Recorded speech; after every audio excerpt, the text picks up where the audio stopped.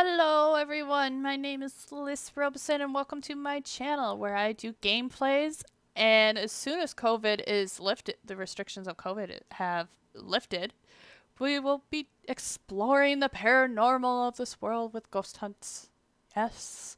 But until then, it's just gameplays.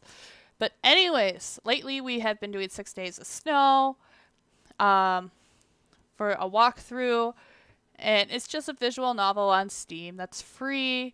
There's no choices or anything, it just tells a story. A little warning is that when I got this game, it is tagged with sexual content and nudity. If you guys are not comfortable with the knowledge that there might be sexual content and nudity, I have plenty of other videos to watch. If you are uncomfortable with an elderly man, middle-aged man, having fantasies or any relations towards a 18-year-old, give or take a few years, then, like I said, I have plenty of other videos you can watch. We are on day 6. We are on the last day, so we will see what will happen. Day 5, we just had a talk with one of the other maids about why Miss Kakiochi is so protective of her daughter. I guess a year ago there was an elderly man that pretty much was like stalkerish towards Ryuko, is what I'm getting from the story, to the point that Ryuko at the time was just trying so hard to please her mother that she would rather suffer than say something. So Miss Kakiochi is trying to teach her, like, it's okay to say no. But anyways, day 6, last day, our person should be leaving to go home, unless that's in the epilogue. There is one more episode after this that is the epilogue, and then we will be moving on to a new game. Should we start reading? I think we should. Alright, let's do this. I had not seen Ryuko the previous day, and I did not see her the following day either. Once again, it was Yoshiko, kindly dependable Yoshiko, who served me breakfast and cleared away the dirty plates.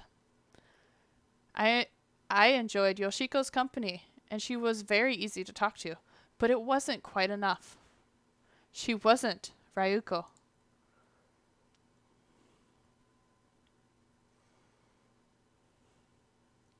I went for a walk around midday after staring most unproductively at a sheet of paper blanker than the inside of my head. The walk, however, did little to improve my mood. I couldn't compose. I could hardly even think. My brain was full to bursting, and what little snatches of poetry I managed to summon forth were far too overwrought, melodramatic, melancholic. I kept thinking about Ryuko. I thought, too, of my own impending departure of the Azami Inn. I had only ever intended to stay for 6 days, and those days were nearly over. This day was to be my last full day at the inn.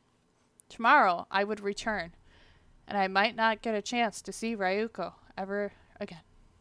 I added a few words there, but it's okay. I would go, and we not even be able to say goodbye because Miss Kakiochi would not permit it.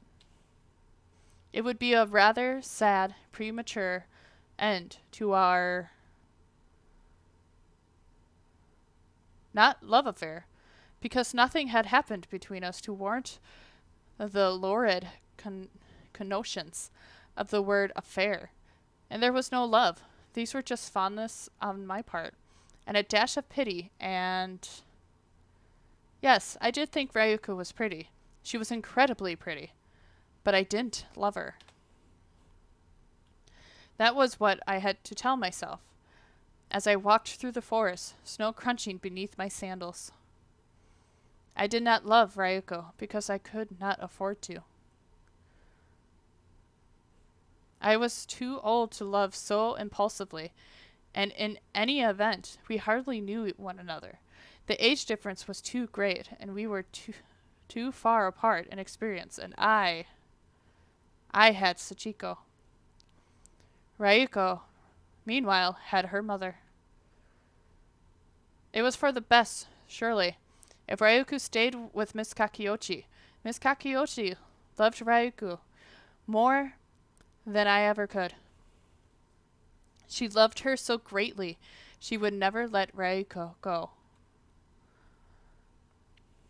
The thought was very upsetting. I found myself sighing. It was a deep sigh, pulled from the very depths of my lungs, that left me feeling breathless and almost dizzy. I glanced around. I was surrounded by snow in every single direction. It was pure and white and unblemished. It seemed like the landscape would never change, but I knew that was a lie.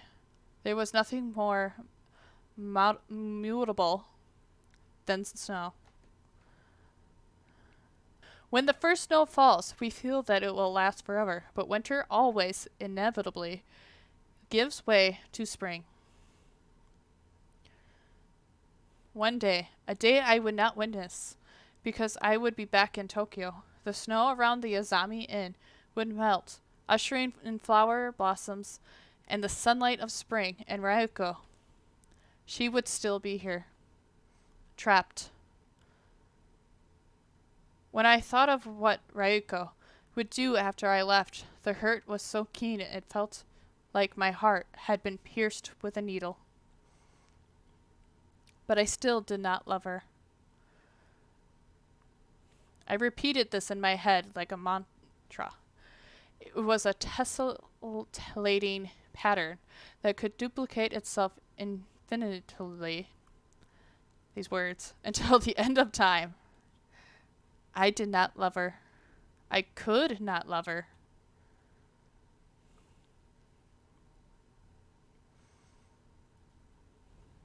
I resigned myself to spending my last day at the Azami Inn in a state of deep unproductiveness, doing nothing, thinking little, and feeling far too much. I hadn't managed to write a single word I would like to keep, but my relationship with Sachiko didn't feel sufficiently healed. If anything, I had thought about her so little during the week, she had become akin to a ghostly stranger in my head. Tokyo was filled with ghosts. Everything became muted, pale, and unimportant when contrasted with Ryuko. But I was never going to see Ryuko again. It was probably better that way, I tried to tell myself. There was nothing I could really do for Ryuko, and seeing her face one last time would only upset me. It would upset her, too. So I tried to put her from my mind, but it was hard. It felt like a shard of ice had been embedded in my heart. The ice linked me to Ryuko, and I couldn't stop myself from thinking of her, even as I told myself countless times I wouldn't.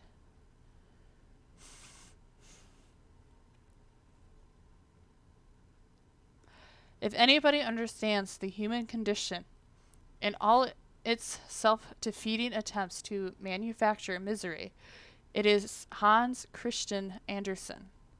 His fairy stories, though nominally tales for children, speak of great sadness. The tin soldier who perishes in a fire with his paper ballerina, the little mermaid who turns into foam, the matchstick girl who dies on the streets, cold and sore and painfully alone. Perhaps these kinds of stories where nothing works out in the end and good people don't receive what they deserve are the sorts that should be told to children. We need to teach them from youth the true nature of the world. Things are not fair. Perhaps if Ryuko had heard such stories whilst growing up, she wouldn't have hoped for her own life could conclude with a happily ever after. It was because she hoped that she hurt. If she stopped dreaming of an escape, maybe she could accept her lot in life with a bowed head and solemn sigh. But still, she kept on hoping. I wondered if I had encouraged her hopes. Had my arrival at the Azami Inn added metaphorical wood to the proverbial fire? In the grand scheme of things, we were still strangers. We had only spoken on a handful of occasions, and we knew precious little about one another. I was only obsessed with Ryuko because she was young and pretty and interesting, like a heroine from a Soseki novel.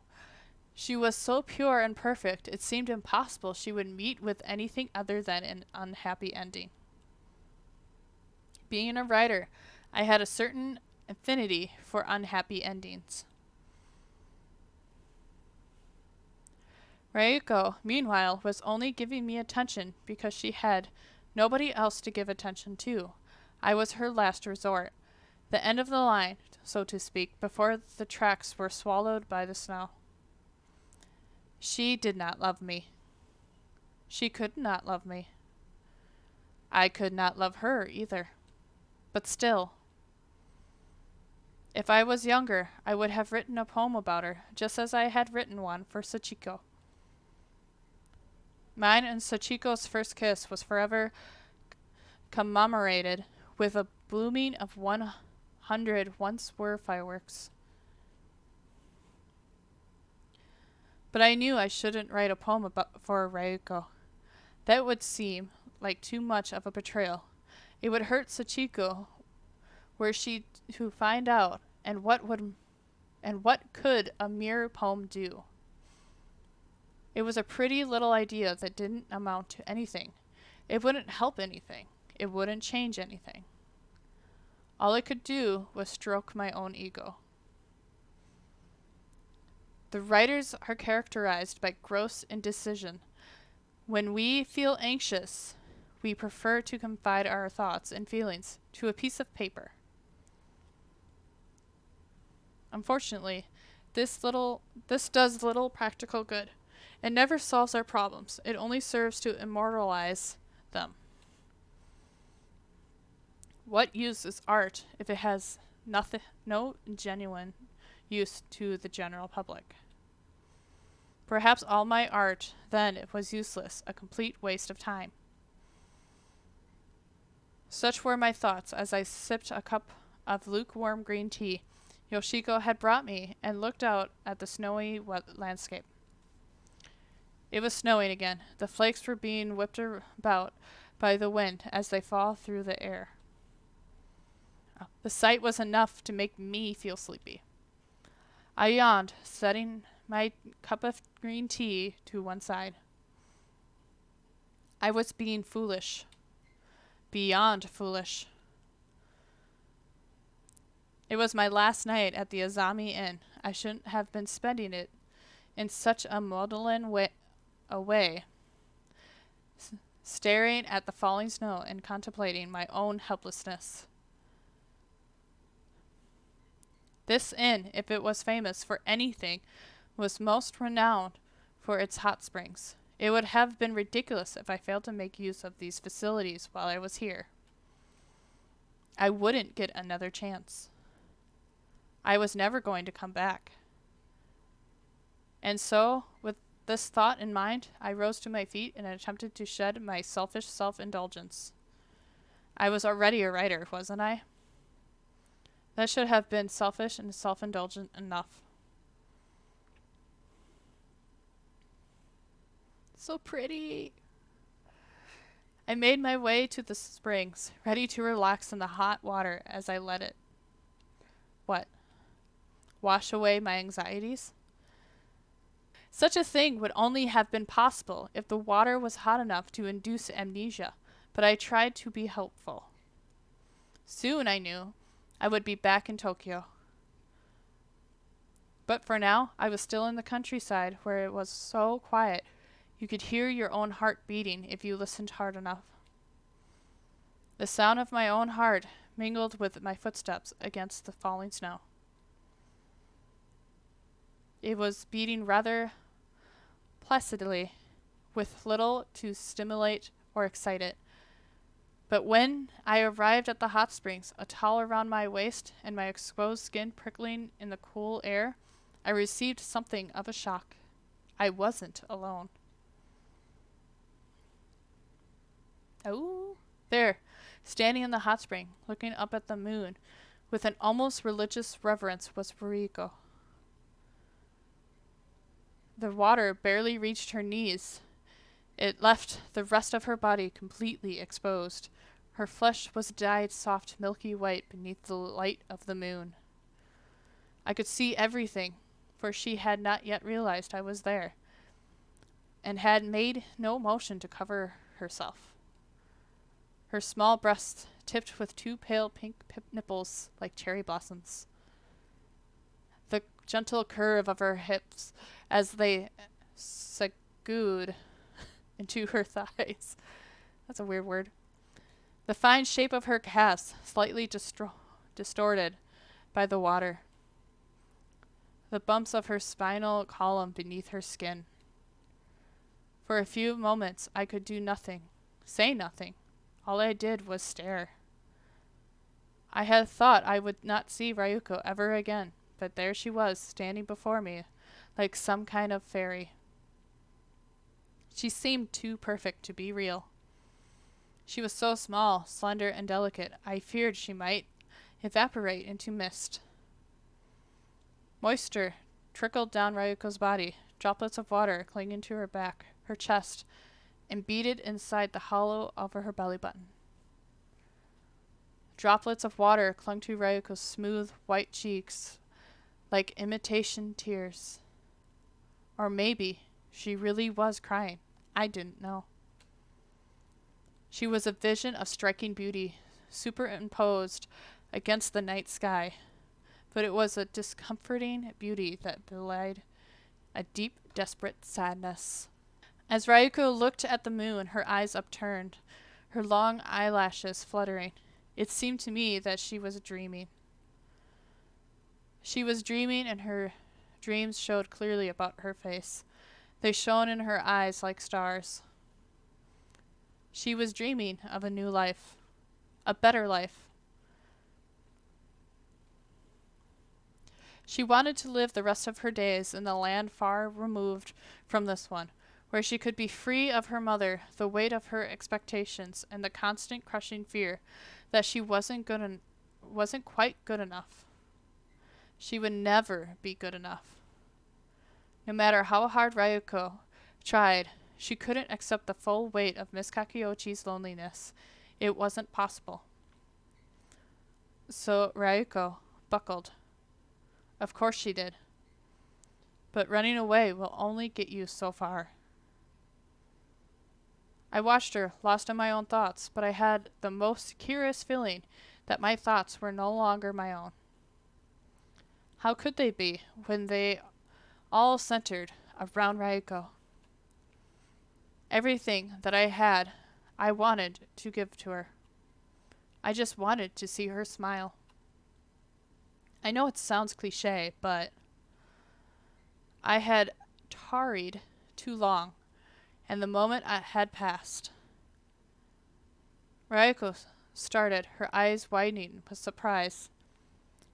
Maybe she was alerted to my presence by the soft sigh or a subtle shift in the atmosphere. I don't know. In any event, she turned, her dark hair fluttering, and stared. Her eyelashes trembled. Eiji, she said, stammering. Despite the awkwardness of the situation, she still used my birth name, like we were close friends. Eiji, she said again, and she swallowed. Her throat convulsed, and a bead of moisture slid down her slender neck. How long have you been here? Her tone was less accusatory than I had expected. Even more unexpected yet, Ryuko did not ask me to leave. In fact, it seemed, with her gently flushed face and downturned eyelashes, she was inviting me to stay. Maybe she wanted me to see her. Who else did she have to show off to, after all? She didn't have anyone. But that was more troubling to me than shocked gasps and embarrassed tears would have been.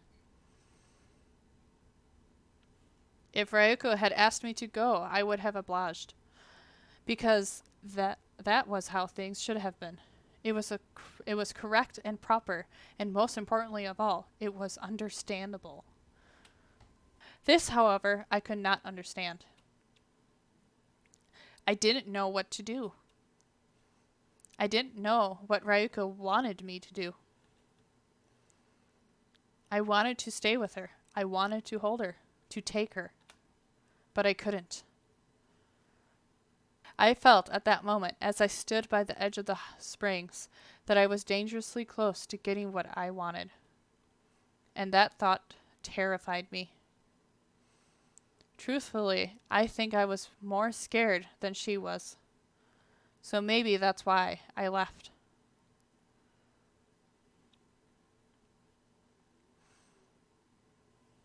I had been preparing to sleep when I heard it. It was a series of soft, breathy sobs, so quiet I at first thought I had imagined it. I turned over on my futon, eyes sewn tightly shut, and I tried to force myself into slumber. But again, just above the moaning of the wind, I heard it. There was a gasp which was then muffled, as though by the sleeve or fingers. It was a belated effort, however, because I had already heard it. It appeared that there was a little lost ghost meandering about outside my room. I could envision it clearly, surprisingly so, perhaps, considering I had never met a ghost before. It seemed inevitable, however, that my little ghost would have long, dark hair and pale brown eyes, with a tiny pinhead of a mole beneath her left. I knew, even before I rose to my feet and opened the door, who the interloper was. Eiji! My little ghost gasped and took a few shuffling steps backwards. The tatami floor creaked in protest. Maybe the inn was lonely too. Reiko, I said, and then my face flushed. I couldn't help but remember our earlier encounter. How could I not? Ever since I had seen her in the hot springs, bathed in the moonlight, I had scarce been able to think of anything else.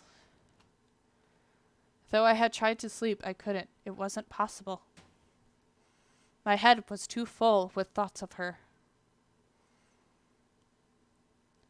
I should have sent her away.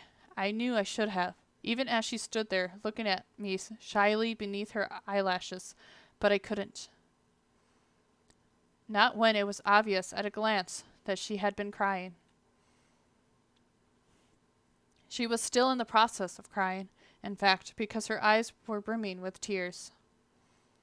I had never wanted to hug her more than I did at that moment. I'm sorry if I was bothering you, said Ryuko, looking down at her feet. I mean, after what happened, you probably don't want to see me. It's not that I don't want to see you, I said, my voice strained. But I don't know how I'm supposed to feel about this, and my mother isn't here. But if she found out, you'd get in trouble. And that was to say nothing of the difficulties I would find myself in. Though I didn't particularly like Miss Kakiyoshi, every day I resided within her inn, I had grown to like her less and less. I couldn't deny I was slightly scared of her. I imagine a lot of men were. But I wanted to see you, said Ryuko, her lower lip trembling. I was afraid you didn't want to see me anymore After you ran, I didn't run. Well, walked briskly then, Ryuko amended, with a watery little smile. The smile didn't last. Good and pure things never do. I don't know, she said sniffling. I seem to burden everybody, and I'm never good enough, and it's too late for this, and I'm probably getting in your way. I should go. No. I frowned, stunned at my own suddenness. I think Ryuko was surprised too, because she flinched. I paused, drawing breath. I didn't want to scare Ryuko, especially not when she looked so anxious already. Her eyes seemed far too big for her face, and her body hunched in on itself. Ryuko, I swallowed. My own spit tasted strange, like cotton wool. It's obvious that you're upset, and if you want to talk to me, I'm here for you. I don't want to cast you out in your hour of need. God, that was hard to read. But you're a guest. I shouldn't be inconveniencing you. Really. If you were being an inconvenience, I wouldn't be inviting you into my room. Scandalous. Do you really mean it? You'll invite me in? Of course. Let's make amends, please. The word please truly was a plea. It sounded so desperate, even to my own ears, that it hurt. Will I be able to look back on this shameful story in the future, a future further away than the current, and laugh? I hope so. The only virtue of these immature follies are the amusing anecdotes they birth that can be shared around a dinner table. But I was, and am, much too old to know better, and I have no desire to share these stories with anyone, least of all Sachiko. Come inside and tell me why you were crying. Ryuko sniffed and wiped her eyes with her sleeve, but yet more tears began to trickle from the corners of her eyes. Somewhat lamely, Ryuko protested, I'm not crying. It was such a feeble lie, I didn't bother to call her bluff. That would have been ungentlemanly. All right, I said softly. I was humoring her, perhaps, but it was better than flat-out condescension. That is a weird word, though the two were closely related. I moved to one side, and Ryuko entered my room, sliding the door behind her quietly.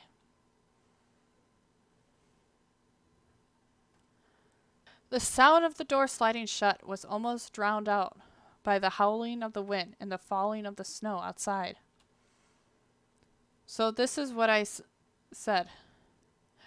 An anticlimactic lead-on, perhaps, as the two of us sat at the kotatsu. What's wrong? Ryuko sniffled, wiping her eyes. It's nothing. It was not the most convincing of lies. Looking back on it, I'm not sure it was meant to be. Is it about the hot springs? I ventured. Are you embarrassed? No, said Ryuko, shaking her head. I mean, well, maybe a bit, but it's just a human body. I don't think it should be shameful. Maybe not, but... My voice trailed off. It was just a human body, true, but there was no denying Ryuko's body was beautiful. I wasn't sure how to phrase that without sounding lecherous, though. In the end, I decided it was best to leave the musing unspoken. I didn't want to make Ryuko uncomfortable. You know, the thing with the hot springs, that was an accident, I said at last. For whose sake, I don't know. Ryuko nodded. It's fine. It was my fault, really. I shouldn't have been in there. I'm not a guest. And more presently, she had been in the men's section of the Springs. I knew because I had made sure to check before I went in, and I had checked once again as I left shamefaced. I didn't point that out, though. It might have sounded accusatory, and what was I trying to accuse her of, anyway? Seduction? Why would a pretty young girl like her try to seduce an older man like me? I wasn't that egotistic. Well, if it isn't the hot springs, it must be something, I prompt. Ryuko sighed. It's silly, really. I'm ashamed I'm bothering you with this nonsense at all. You don't need to be ashamed. If you're upset, you're upset. We can't help how we feel. Oh, Eiji, you're so kind to me. But you're wrong. I should be ashamed. If I'm crying, it's my own fault. It's because I deserve it. You don't deserve to be upset. Why do you think you deserve that? Eiji, Ryuko sniffed. She was trembling. I'm not a good person. No matter what you might think, I'm not a good person. Yet, despite her grief, Ryuko still tried to keep her voice hushed, lest she awoke any of the other guests. While imploring me to believe in her wickedness, she paradoxically proved just how conscientious she really was. These words. That made me care for her all the more. But why do you think that? I pressed, struggling to understand. Is it because of your mother, isn't it? Has she been telling you you're a bad person?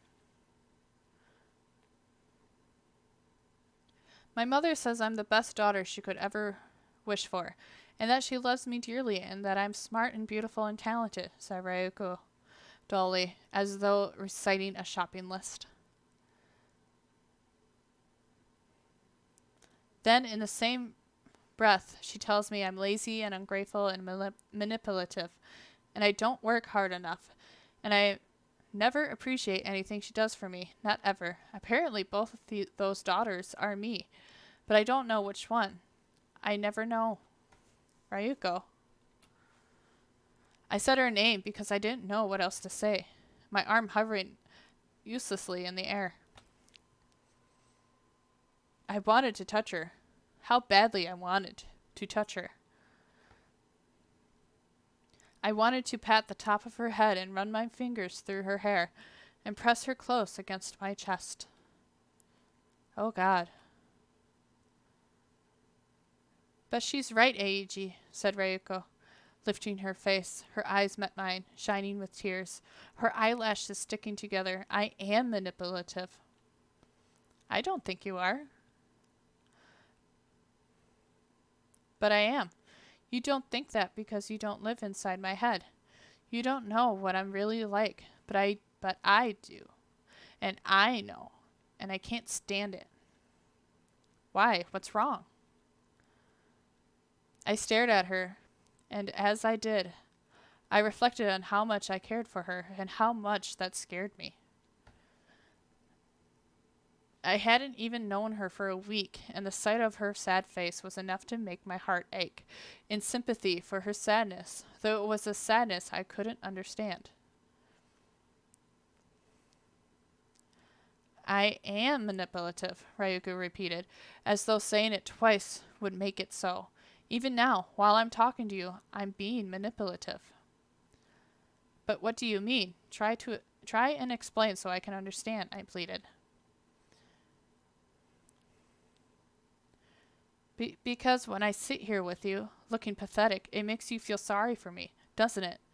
It makes you want to take care of me, and that's what I want, Ryuko confessed. She looked up at me, her eyes imploring.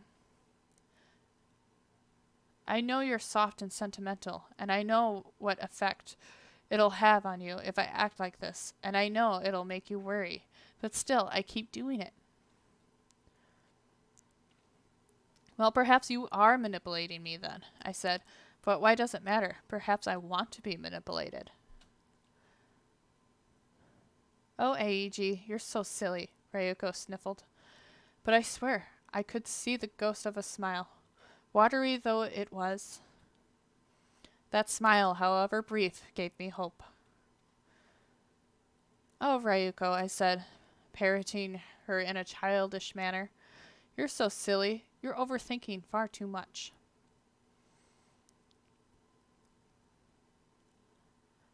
Maybe, but she sniffed, wiping her eyes with the back of her arms. I know all I know all human interactions are just manipulations, really. We all act in certain ways to achieve certain results. I just don't know if other people are as callous as I am. You're not callous. You're not even in your 20s yet, for goodness sake. What does being young have to do with anything? Ryuko asked. You aren't trying to talk down to me, are you? No, and I'm not trying to discount what you're saying either. I'm just telling you, one self-aware teenage girl is hardly a monster. I wondered, at the back of my mind, whether I was being a, a vincular. But once I had begun my little lecture, I couldn't stop myself. It's a bad habit. For a relatively unknown writer, I've always had far too much pride in my words, unwanted though they may be. If you really want to be a wicked person, try living a little longer first, I instructed her. It's far easier to hurt people when you're older and have more money and power. I'd rather not live a few more years, or any more years at all. I've lived a perfectly good amount already. You're already saying that because you're young. See, she said, looking at me accusingly. It was an impressive feat, given the snot and her tears. You are looking down on me. Well, maybe a little. I can't help myself, I said, smiling. Not when you're so small. Ryuko huffed and shied away, her eyes narrowed. Don't treat me like a child. I'm not. You are to me. Oh, and that's why you were staring at me in the hot springs, is it? Because I'm like a child to you? I broke off and swallowed. I looked at my lap guiltily. So she had noticed. I should have given her more credit. You know what happened earlier in the hot springs? It wasn't a mistake, said Ryuko. She held her head high, her eyes challenging. My own widened with realization. I stared. I had been right after all. I tried to broach the subject as delicately as I could manage, though I could feel myself getting rather flustered at the implications. You didn't want me to see you, did you? Yes, said Reiko firmly, with a decisive nod of her head. I wanted you to see me. I wanted you to see everything. But why? Because I want you to love me. All of a sudden, my throat felt dry. My heart pounded inside my chest uncomfortably. Love you, I repeated. That's right. And you think I could only love you if you show me your body? I think it helps. That's what Yoshiko told me. Yoshiko? What on earth has Yoshiko been telling you?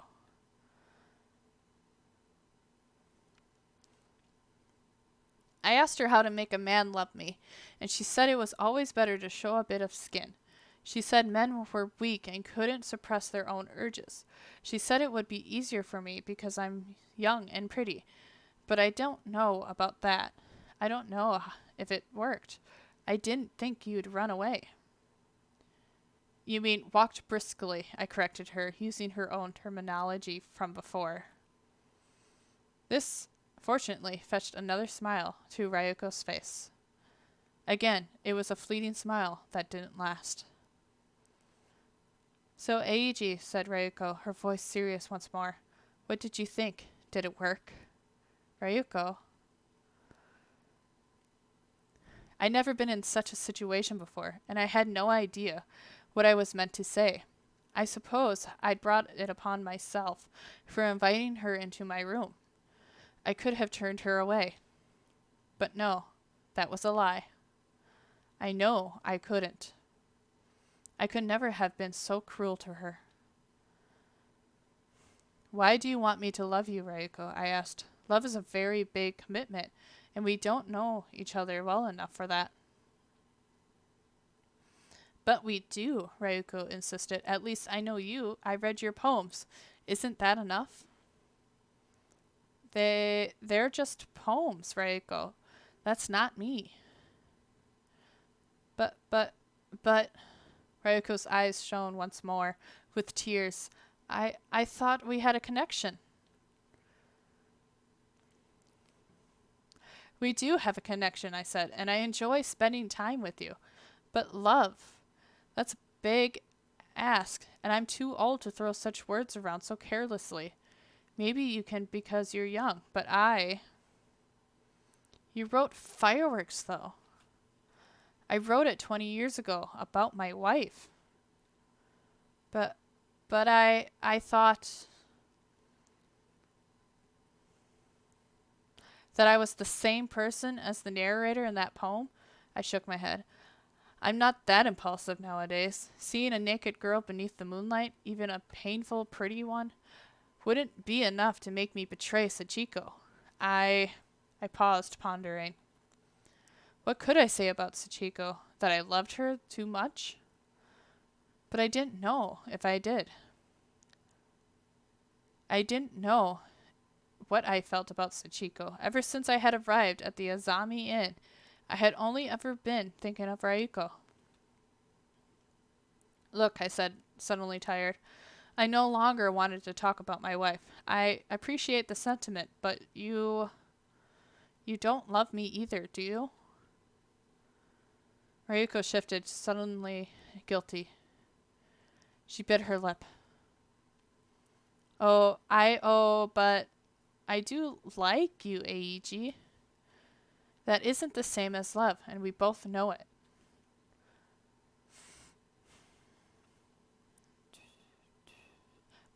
But I just can't help it, Ryuko suddenly exclaimed, holding one hand against her chest in an impassioned plea. You don't understand. I'm so lonely here. So horribly, horribly lonely. I've endured it my whole life, but I don't think I can take it anymore. It gets harder and harder every day, and I. She trembled. Her whole body was shivering. You made me smile more than anybody else has in years, I think, she said. Her voice was raw, earnest, and open. So earnest, it hurt. Ryuko had no cause to feel so emotional about me. She was a pretty young girl, and I was an old man far past my prime. I had been somewhat attractive in my youth, but my hair was getting gray and my skin sagged. Had Ryuko been a city girl, born and bred, who was allowed to go to school and have friends and live a normal life, I couldn't imagine her having any interest in me whatsoever. She shouldn't have been interested in me. The fact that I seemingly was the only person who had bothered talking to her like an equal in years was so depressing I could have cried myself. I wanted to cry for her. She was too pretty to ruin her face with tears. So what if I don't love you? Asked Reiko, clutching the fabric of her kimono tight between her fingers. I at least like you, and that's more than I can say about most people. You talked to me and told bad jokes, and you made me feel like I mattered. I just want to matter. You do matter, Reiko. You matter a lot. But if that's really true, then why don't you love me? She spoke quietly, her head hanging like a snowdrop's. resigned, I think, to an answer in the negative. She already knew before I opened my mouth what I said wouldn't make her happy. It wouldn't rekindle her smile. But I couldn't hurt her any further. I wouldn't let myself. It isn't that I don't love you, Reiko, I said, my breath catching in my throat. Like I said, I can't. It wouldn't be right.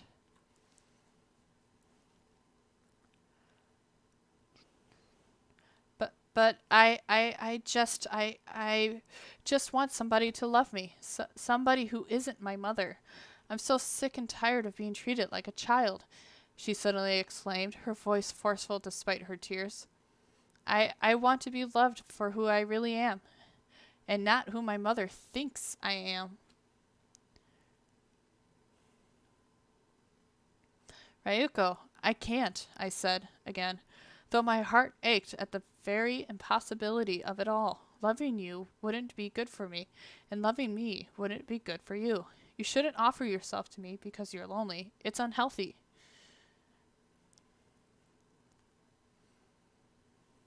But Eiji, Ryuko sniffled, wiping her eyes with the back of her arm. I'm probably going to live here my whole life. I can't move because I don't have any money. And in any case, my mother needs me too much. My mother loves me and I love her. And though she hurts me and I hurt her, and we hurt each other, I don't think she could survive without me. She couldn't, and I don't want to upset her. Not when she has done so much for me. I'm going to be stuck here forever. No man is ever going to be interested in me. Or if they are, my mother will scare them off. I don't know if you noticed, but she's good at doing that. Like the old man from last year? I asked. How do you know about that? Yoshiko told me.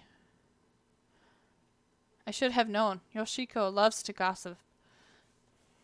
Not that there's much else to do around here.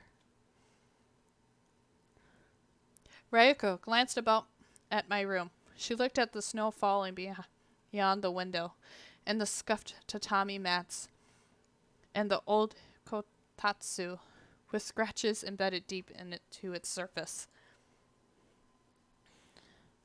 Idly, she traced her fingertip against one of these scratches on the tabletop.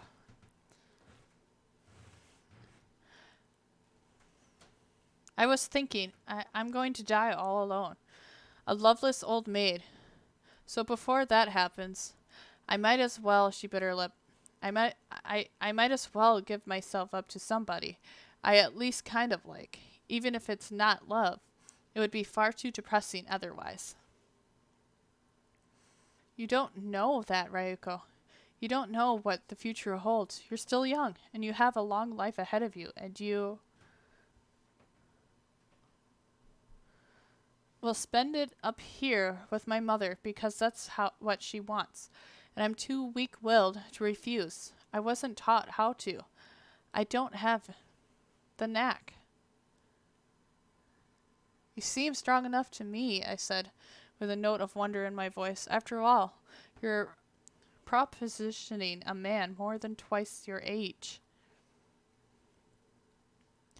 Reiko giggled a little at the compliment. Her face flushed slightly. Not from embarrassment, I think, but happiness. I so loved seeing her happy.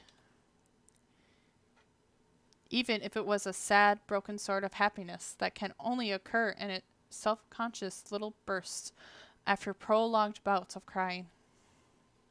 It was a weak, delicate sort of happiness that wouldn't last. But nothing in this world does. Not even Miss Kakioji, or her inn, or the snow around it. Someday, perhaps, not someday soon, but someday in the distant future, they would all be reduced to phantoms and firewood. Until that day, however, Ryuko was trapped. She couldn't leave, and even if she could, I doubted that she would. I think she felt too indebted to her mother, and she worried too much. She worried because she loved her. Ryuko loved her mother dearly, and her mother loved her. But it was preciously because of this misplaced, painful, poisonous love that Ryuko was suffering. She was suffering so much, she seemed to be wasting away before my eyes, even as she laughed. Her laughter soon subsided into wet hiccoughs. She started to cry again. There were always more tears to be shed. Her eyes had not yet cried themselves dry. I must be so pathetic. I don't think you're pathetic, I said, but she wasn't listening. It is pathetic, she countered. That I tried to seduce you, I guess. As she said the word seduce, her face flushed so delightfully. I found myself feeling quite flattered a girl like Ryuko had even bothered. I know you have a wife and children, and you're a lot older than me. My children are both older than you. Goodness, Ryuko shook her head. I'm such an idiot. Just a touch. Some men find it charming. But I'm desperate, you know. I just don't want to be alone. I looked at Ryuko's hand, which was still tracing shapes against the surface of the kotatsu. She had moved away from the pre-ingrained lines and was forming shapes of her own, swooping curves with no rhyme or reason. For a while, I wondered what it would be like if I fell in love with you, and you fell in love with me. And you took me, I don't know, somewhere far, far away, somewhere where we could go and see the fireworks. I think that would make me happy. Thinking about it made me really happy. Happier than I've been in a long time. Ryuko, I said her name, my voice heavy with emotion, because I didn't know what else to say. I didn't know how to counsel her. I could hardly have told her how I really felt, though I was growing more and more certain with every passing second. But I know that was ridiculous, Ryuko said with a shake of her head. I was being selfish, asking for too much, I suppose. In any case, it wouldn't work because I don't love you. I don't know if I can. I never asked you to. I doubt I'm all that appealing to you. A young girl like you. I don't have much to offer. Yeah, and I wouldn't deserve you anyway. Wouldn't deserve me? What on earth are you talking about now? It's like I said before. I'm not a good person. I act like a good person, but I don't think I am. I'm horribly judgmental, you know. Ah, I said with a small nod of my head. Were you judging me? Ryuko shifted guiltily, her long lashes fluttering.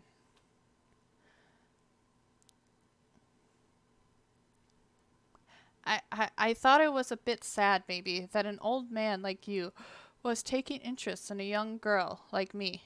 I criticized you for it in my head, though I didn't tell you. I don't appreciate how you talk down to me sometimes, and I think you're a bit pretentious.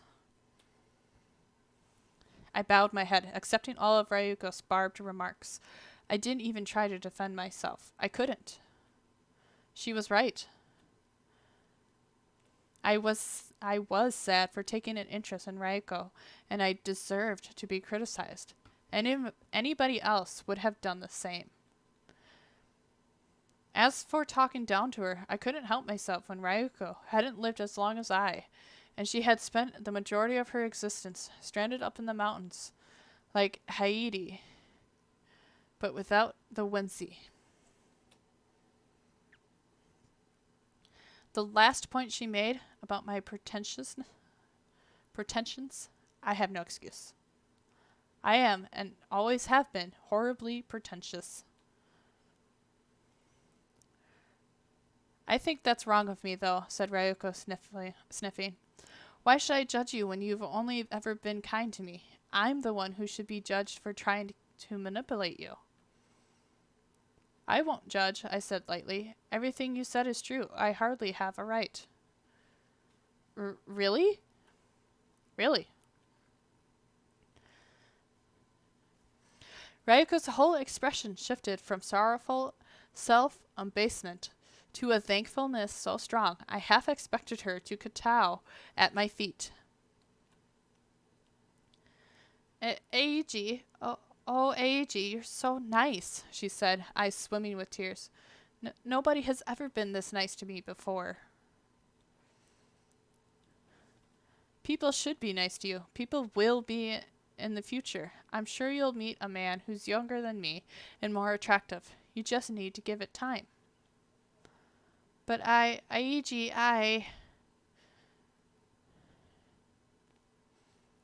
Ryuko was shifting, her hands reaching for the obi about her kimono. Her face was a little flushed, her eyes still puffy from crying, but she seemed determined, just as she had been, I suppose, when she stood in the hot springs and waited to see if I would chance upon her. Ryuko, what are you doing? I said. You didn't have to. But I want to, she said. I want to give myself to you. But why? You don't love me. You said it yourself. I don't, she said, but I like you a lot, and I don't want you to forget me. I would never forget you, Ryuko. But I want you. I want you to make me feel a little less lonely and a little more loved. Just for one night, if that's not too much to ask. Ryuko lifted her head to look at me, her brown eyes filled with earnest longing. Please. It was the please that did it, I think. How could I turn her down when she had said please? So she didn't love me. That much had been established. In fact, I think she might have looked down on me. How did I feel, though? What did I think about this contradictory, silly, desperate, charming, and funny, and oh so lonely little girl who had more womanly wiles than perhaps she realized? I don't know, but I do know whatever it was I felt for her, be it compassion, affection, or just plain pity, encouraged me to bridge the gap between us and pull her unresting body into my arms. Ah. Ryuko gasped at the close contact, which had been entirely unexpected. For a few moments, I worried whether I had moved too quickly or else misread the signals. Had I startled her? And yet, after a small pause, Ryuko's body relaxed and rested her head against my shoulder. I held her all the closer for it, winding my arms around her waist and placing my hands against the small of her back. Her hair tickled my cheeks. It was soft and smooth, and strangely enough, smelt of persimmons. I can't never say that word. She was so tiny, I was half afraid I would break her, or mark her, or bruise her. It seemed with every moment she spent in my arms, she was decreasing in value somehow. She was becoming dirty and tainted, like snow had been trodden on. Eiji, oh, Eiji. Ryuko cried all the harder at my unbridled display of affection. I could feel her tears soaking against my shoulder. I'm sorry, she said. I'm going to ruin your clothes. I don't care. Cry as much as you want. That's what I'm here for, just for tonight. I don't want you to cry again. Ryuko giggled softly at that and shook her head. Oh, but you can say pretty things when you want, she said. If you say things like that, I really might fall in love with you.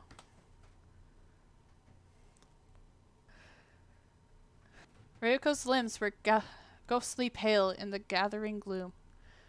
They were so white they almost seemed to glow. She looked like the snow, or to be more precise, she looked like the snow when the early morning sun shines upon it, so it sparkles with a heavenly light. She was beautiful, immaculate, unspoilt. But I had spoiled her only a few minutes ago. It had been her first time. I hoped it hadn't been too painful for her.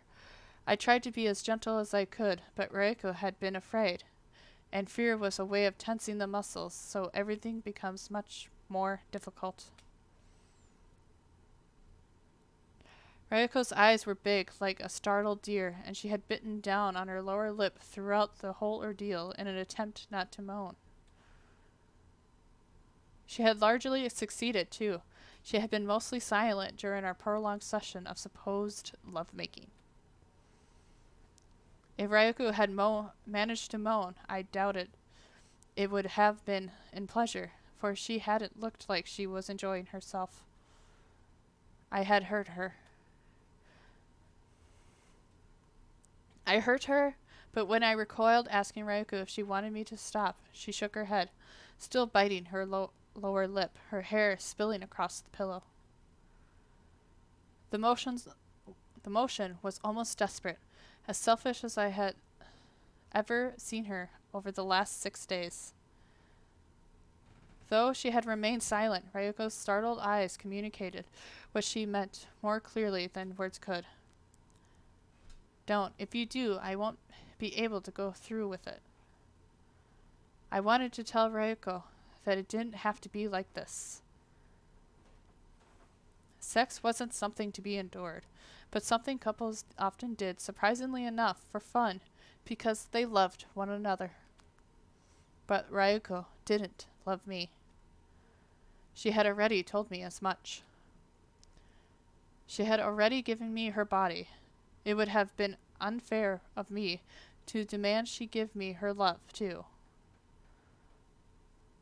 Following our copulation, I couldn't call it making love. Ryuko lay by my side, curled up on herself like a grain of rice. The covers pulled about her tiny body, exposing her matchstick arms and legs and concave stomach. Are you leaving tomorrow, Eiji? She asked me, her voice barely audible above the snow outside. Of course it was snowing. It always snowed in the mountains of Hakuba, particularly during the nights. I have to leave tomorrow, I whispered, my voice equally muted. I have my train tickets and Sachiko will be missing me. Your wife? I nodded, but I didn't say anything more. There was nothing left to say. Ryuko knew I had a wife. She had known from the beginning, because I hadn't kept it from her. I'd seen no reason to keep Sachiko's existence a secret, because I had no intentions of tricking Ryuko in any kind of relationship, illicit or otherwise. That being the case, how had this happened? Despite my best attempts to rebuff her, Ryuko had wormed her way into my heart. I'd thought I was too old to fall for the charms of a pretty young girl, no matter how wide her eyes or long her lashes. She was more than 20 years my junior, and I already had Sachiko.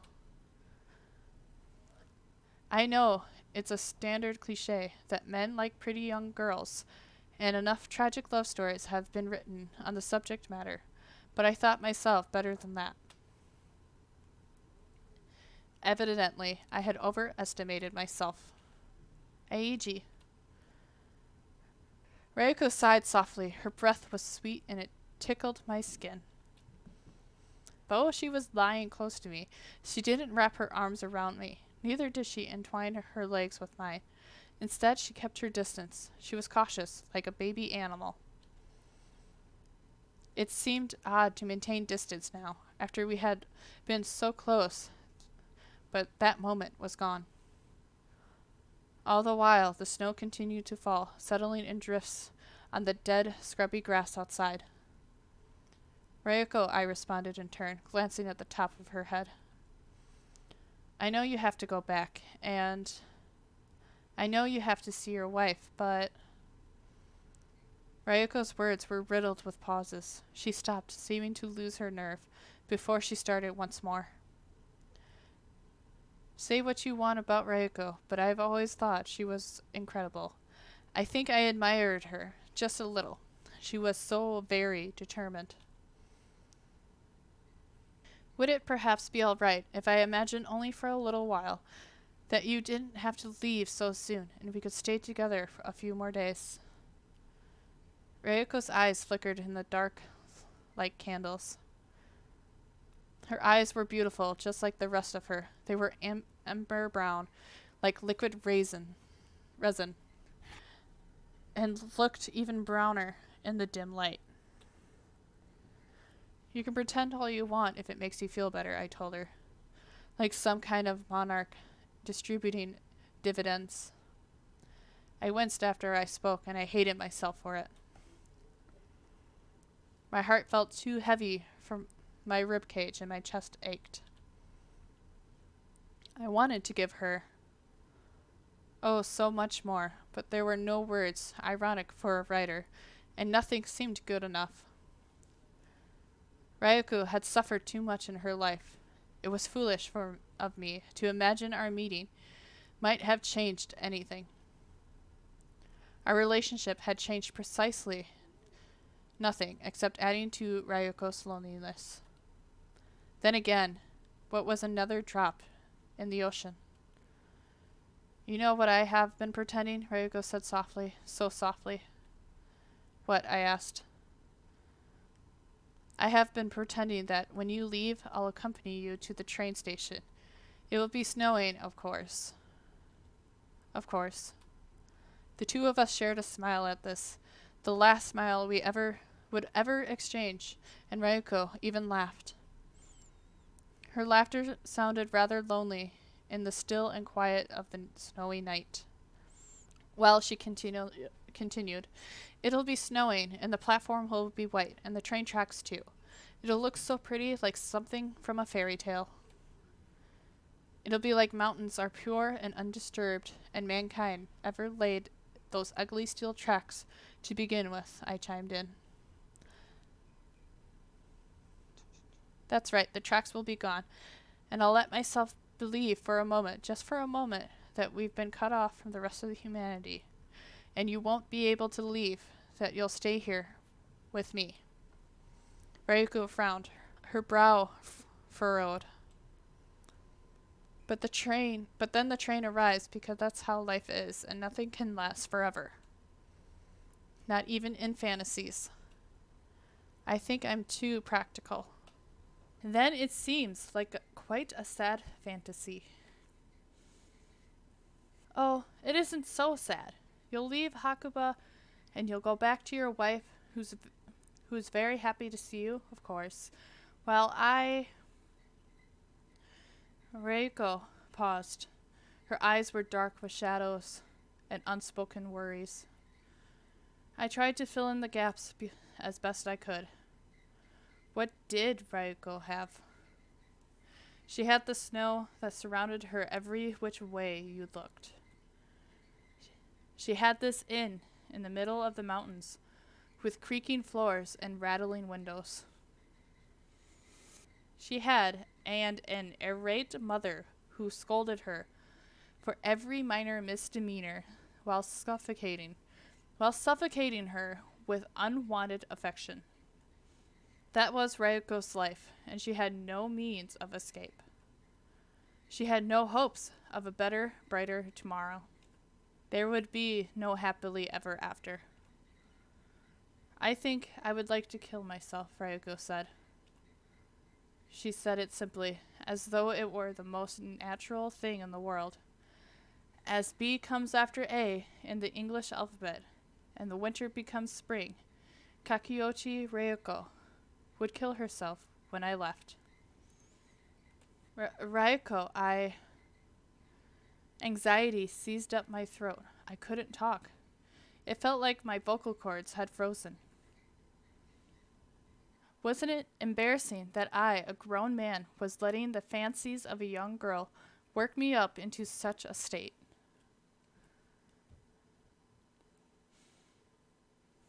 But that's why I've always wanted to be a writer, I suppose. I've always been far too passionate, and the suicide of a pretty young girl over a subject as tried and tested as a failed romance couldn't fail to move even the hardest of hearts. Don't worry, Eiji, said Ryuko, with a small smile. I won't really kill myself. This is just an imagining. I'm playing pretend. Forgive me, but I always thought playing denoted a certain kind of childish happiness.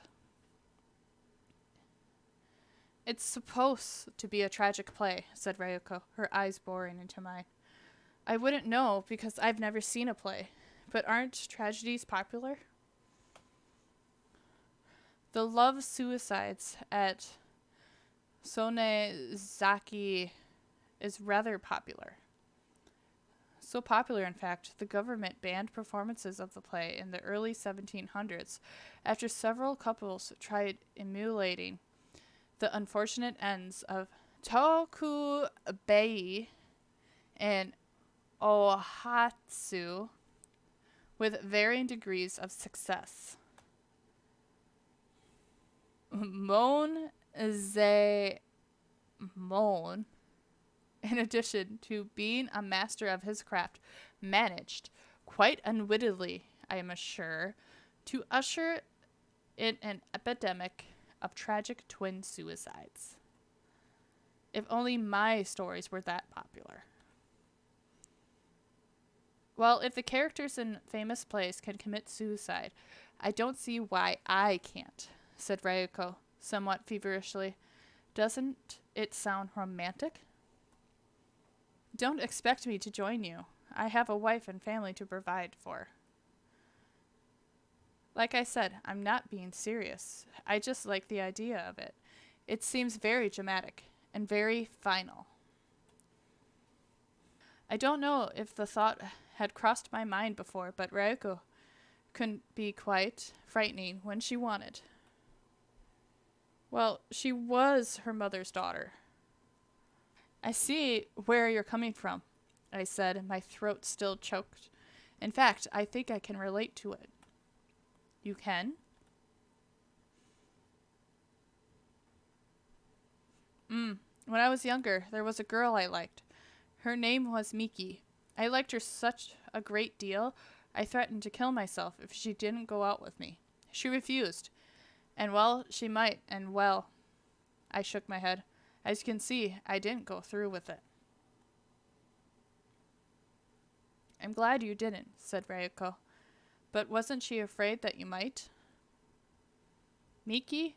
Oh, she hardly knew me, and I hardly knew her either. Then why did you? Because I was childish and immature, and I suppose it sounded exciting. I never had any intention of actually doing it. I just thought she might be impressed.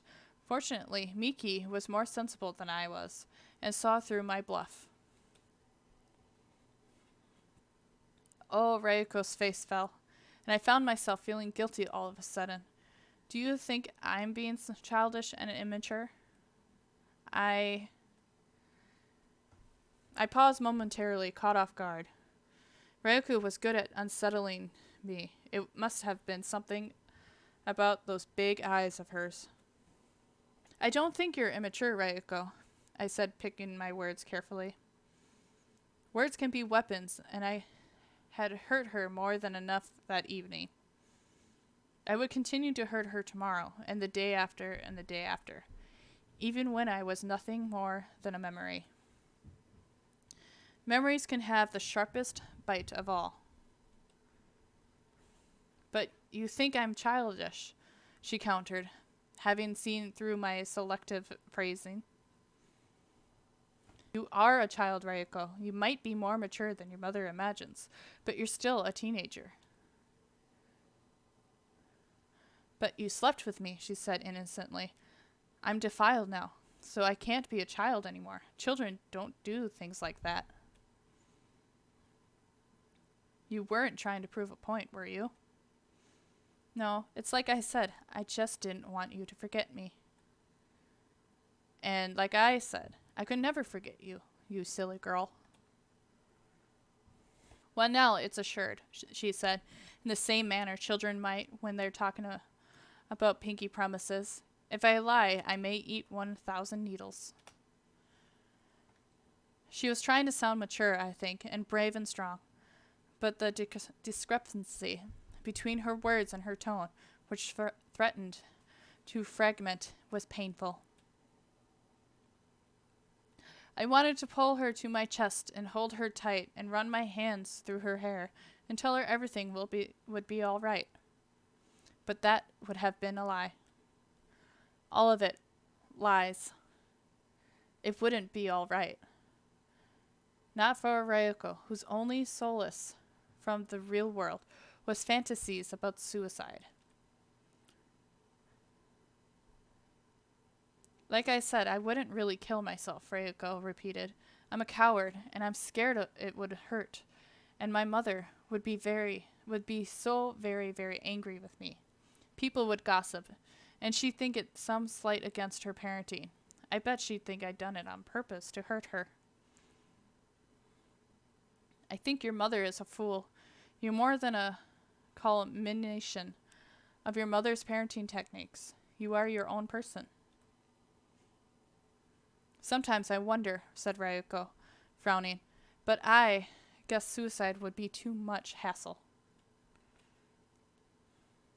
I don't think that should be the primary reason for not killing yourself. Oh, Ryuko raised an eyebrow. Isn't that reassuring enough for you, Eiji? Doesn't it make you feel better knowing I won't kill myself? I'd rather not talk about you killing yourself at all. It wasn't how I imagined spending my last night in the Azami Inn. But then again, I hadn't imagined I would sleep with Ryuko either. For a writer, my imagination seems fairly lacking when compared with reality. But... Ryuko paused, her expression contorted, and her eyes, they were shining as though they contained shooting stars. The tears that gathered in the corners of her ember eyes were constellations, and they quivered shyly anxious to make their debut. No doubt she was afraid of inconveniencing me. Even if I don't talk about it, Eiji, I'll think about it, because thinking about it is the only thing that makes me happy. Though her voice faltered, and 1, 2, 3 of those crystalline tears were dislodged from their perch, she still didn't succumb to her despair. She didn't allow herself to cry properly, though I'm sure she wanted to, and she didn't cling either. She must have known there was no use. I would leave tomorrow no matter how tightly she held on in at the present, and Ryuko wouldn't accompany me because that wasn't how the world worked. Ryuko had work to do in the Azami Inn. There was always so much work to do. I, meanwhile, would go to the station with Yosuke. That would be for the best. I wondered, come the following morning, while I sat on the train and Ryuko busied herself with a menial laborer, what she would think about. The roar of the wheels against iron tracks. Her life, a dull, mundane thing, not worth much by most people's standards, flashing before her eyes. When then nothing at all. I wanted to love her so badly it hurt, but I restrained myself. I had to. If I told her I loved her, that might have been the final straw. It was easy to threaten suicide if you wanted to manipulate somebody. It was, as Ryuko had said, a very romantic thing to do, befitting of a femme fatale, like Tanizaki's Naomi. It's far harder to go through with it.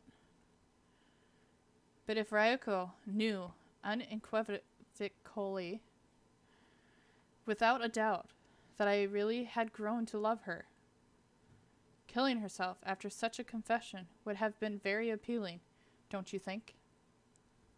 It would have been like something from a novel. Like something from a novel I might write. And Ryuko, for want of friends or family, enjoyed losing herself in side fantasies. That was why I didn't tell her. I couldn't. I loved her far too much. Da-da-dun. Oh, it's snowing. We got credits.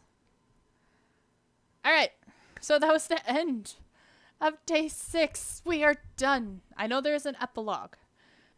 My thoughts is this is a very tragic story. It's very much of a downer. I do like the artwork. And oddly enough, I do like the story as much as I hate the main character. Tell me what you guys thought of the story.